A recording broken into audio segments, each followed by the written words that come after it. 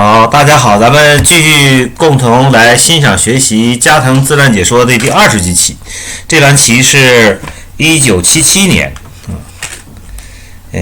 实战战5番棋的第一盘棋，由黑棋的坂田9段对加藤10段。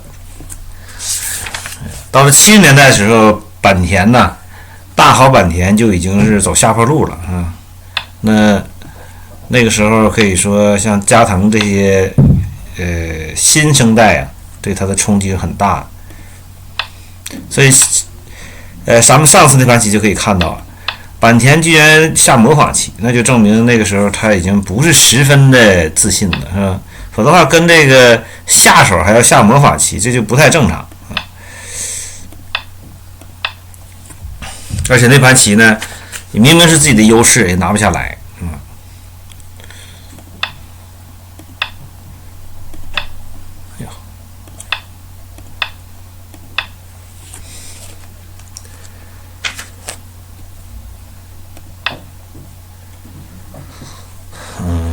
这盘棋呢，依然是黑棋是这个，黑棋是坂田啊。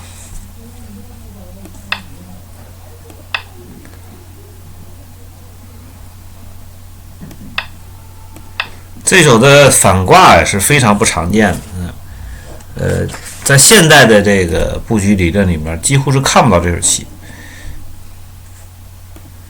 那么，假如这个时候白棋压的这一侧就有问题，变成这样，这样当然是黑棋满意了，所以白棋一定是挡在这边。这个时候如果是选择搬了，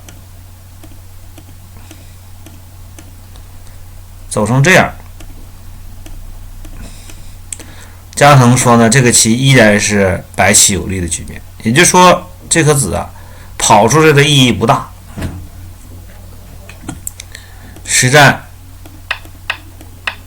走成这样，那么假如这手棋是下在单退的位置，担心白棋靠在上面，所以选择是顶住。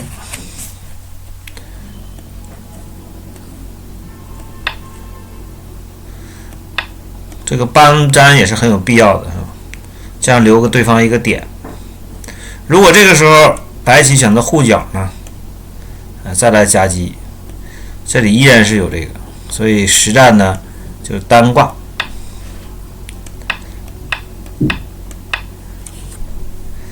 可以说那个时候加藤快成了坂田苦手了。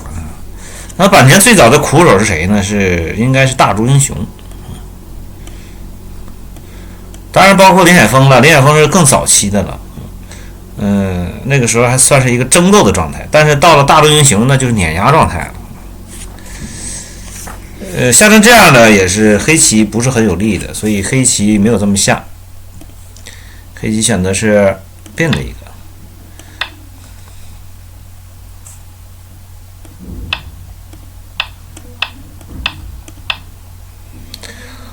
这个变成硬腿以后啊，这里就不是眼了，这里后面有这个靠在这里，这个对后面影响是很大的。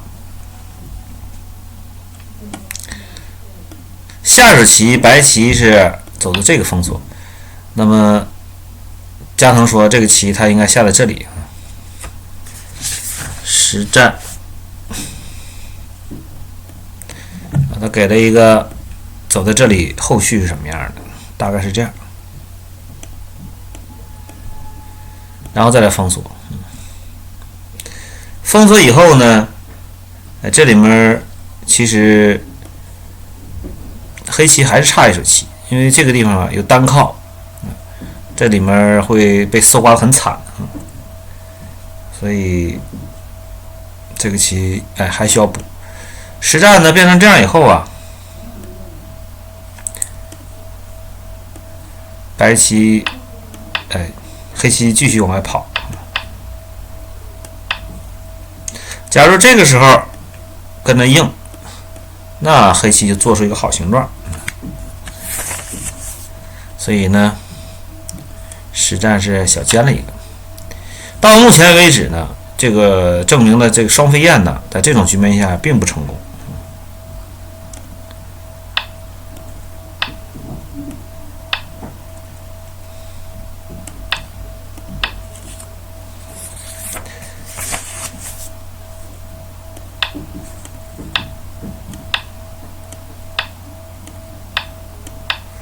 这个时候白棋就不要再跟着连续再走，再走都跑到3线压，这个是没什么意思了啊。所以呢，他实战是封锁这边。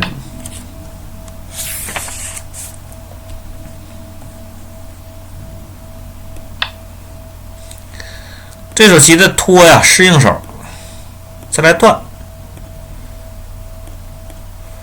他再来补这个断，这样呢，这里面啊擦掉了很多的这个味道。这个白棋是差一手棋的，所以呢，实战，是直接断上去。那这个面这个拖如果是退呢，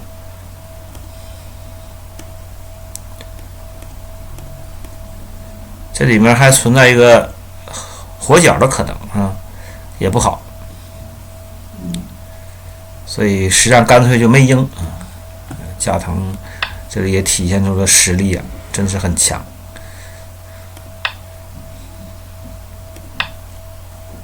再来断，继续适应手。这个时候，如果白棋是走这个，那这角上呢，就不是打劫了。刚才那是个劫，这个就不是劫了。这样的话，杀气白棋是杀不过对方的，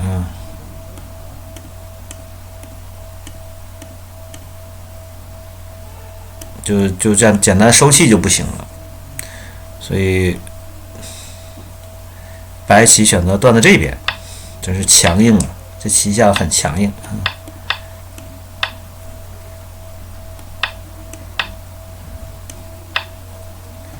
这手尖的目的是什么呢？如果是单长好不好呢？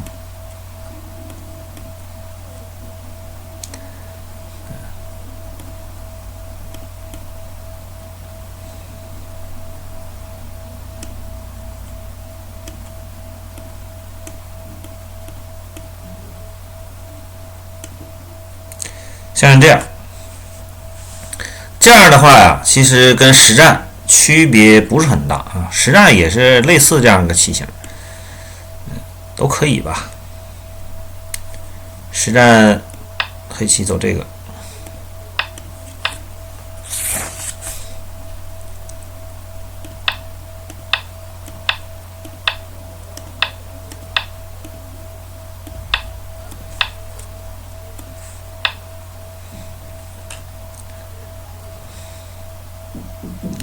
这个时候，如果黑棋仅仅是选择提子，让白棋搬到这儿，那这两手棋的交换呢，这黑棋是明显是有问题了，是吧？所以呢，实战他选择了打劫，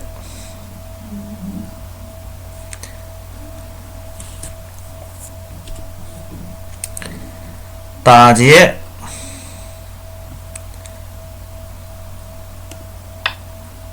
再来提，再来提。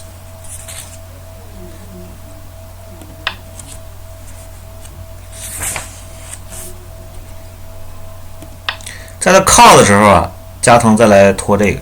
其实加藤在这个细腻的地方是真的很锐利，他不光是直线攻击的棋，我觉得他很多细腻的东西都成为现代经典的这些职业棋手经典的招法。那么这个拖。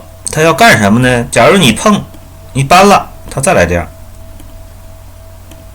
然后再来搬，这样呢，的确是让黑棋感到很头疼。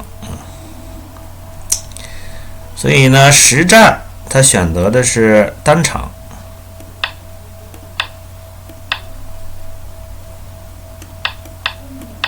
再来爬。面对这个爬呀。如果是走这个，那白棋也不做纠缠，继续在这面碰，这都是所谓现在 AI 不也是这样嘛，对吧？这个大家其实思考的方法都是差不多的。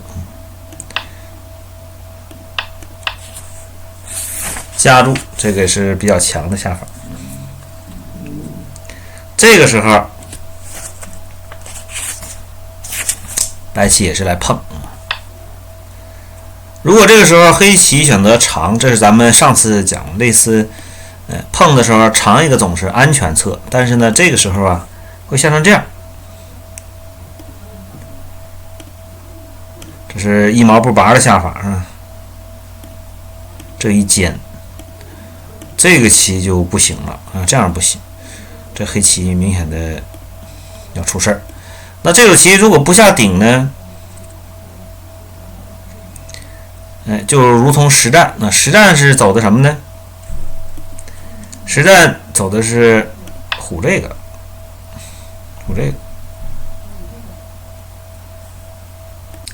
这里面呢，它这个白棋啊，这两手棋没做交换啊，它直接它就选择先碰上边，碰上边。这里面它给出的一个交换后啊，还有一个变化。交换后的，就这个，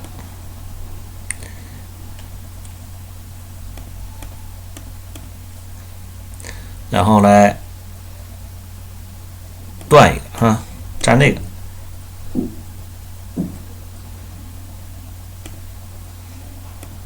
如果这时候黑棋补双的话呢，下手棋是顶住，这样的话也可以吃掉对方，所以。这两种都是有可能。那么实际上他没做这个交换，没做交换，他直接来碰黑棋呢，就把这个补掉了，补这个。黑棋白棋再搬这个，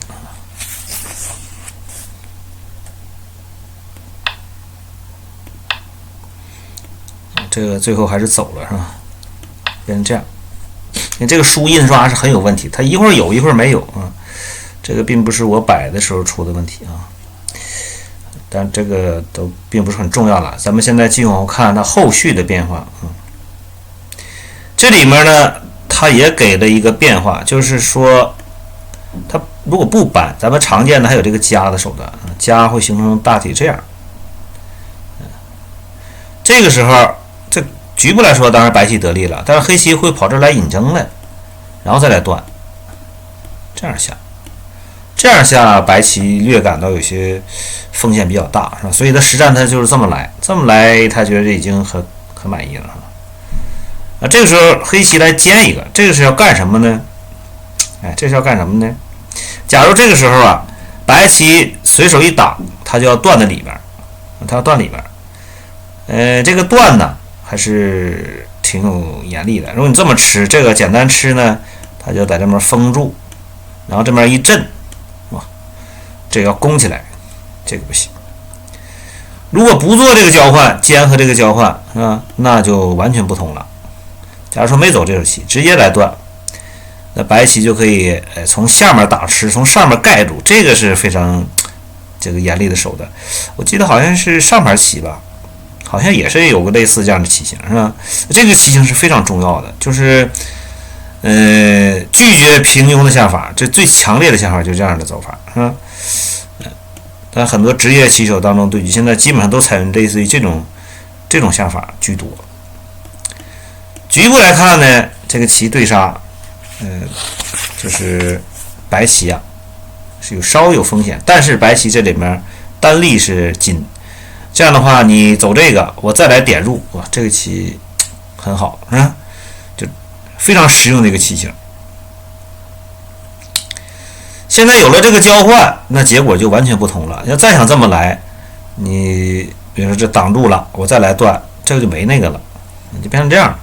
这你一接，它这一扳，这冲出去了，有这么个变化吧。所以呢，黑棋就这白棋打在里边，防止对方再来这个。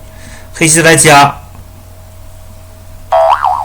黑棋是先断一个啊，然后再来夹，白棋提掉。这样就把这边很清晰的处理掉。其实是水平高低啊，或者是一盘胜负，就是在这些地方。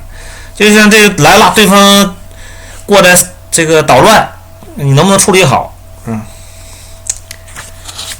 棋下成这样，白棋争到了先手以后呢，压了一个，再一跳，这样就基本上就安定了。尽管如此啊，这个形式上来说呢，黑棋还是可以的，黑棋还算可以，形势并没有坏啊。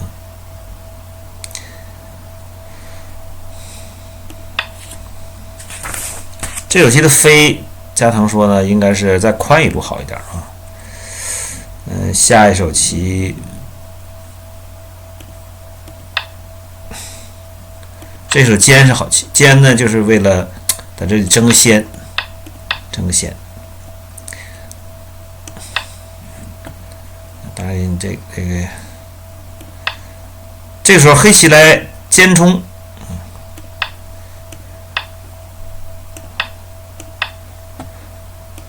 这时候形势对白棋是很不利啊，现在形势上还是很不利的。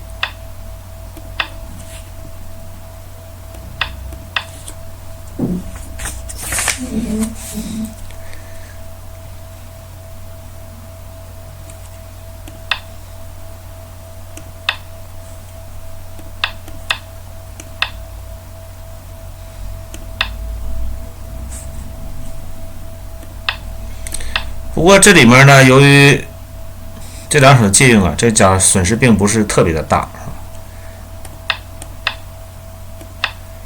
到这个时候啊，就是要轮到考验黑棋的时候了。加藤这个时候也是释放出了各种骚扰战术，烟雾弹。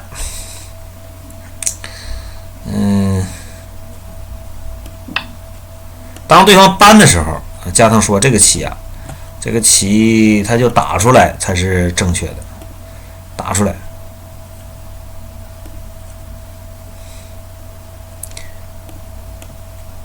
再一长，虽然底空被破呢，但是都是安全的，没有什么风险，因为这里面实际上这里面啊，白棋是没有眼，那个黑棋是没有眼，那它这种尖呢，就是为了以后威胁到这个黑棋，这个影响很大啊。而这个时候，坂田的判断就是觉得自己有利了，所以他就忍让了。可是这个棋呢，到后来就看出来，越忍让的棋反而麻烦更大。他长下去了，长下去以后，这个时候，黑棋如果再来断，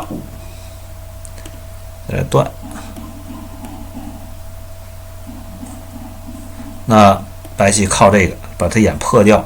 等他走这个时候，这个借劲儿了，这个确实是有点看不清楚。实战，黑棋这个时候啊，先忙活这儿，赶紧做活了。那这个棋损失还是不小的，是吧？这里面如果白棋继续往下冲啊，是什么变化呢？要再冲一个，担心黑棋就也这么冲出来。如此下呢？形势是什么样呢？还是黑棋好下，还是黑棋好下。所以白棋这时候选择了这个。那咱们看看他这个棋，他要瞄着哪儿？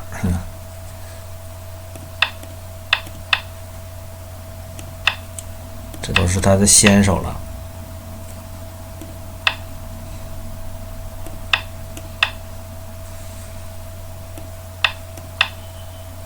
都让他走到了这一圈，把他压缩的很苦啊，然后他再来一飞，护中央。这时候又到了一个关键时刻，这个棋现在已经白棋追得很近了，那么这个时候关键这个中府如何倾销的问题，坂田还是现在的坂田已经不是当年的坂田了。那么这个棋呢，最后的败招就是在这里，他走的这个，这看似好像也可以啊，但是加藤说这个棋啊，他应该选择尖冲这个。这个才是更深入，为什么呢？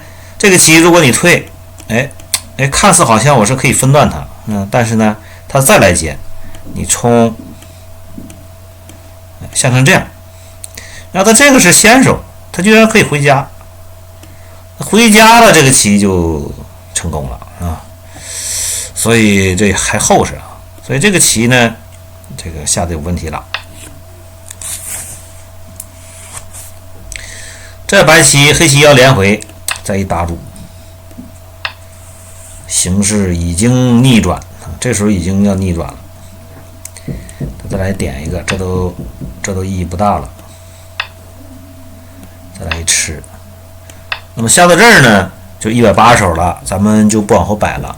那么这个时候实际白棋已经变好了，虽然是个细棋吧，但是形势已经，白棋变得有利，就是不知不觉就逆转了。这时候就可见加藤已经的确从各方面已经占据了上风啊。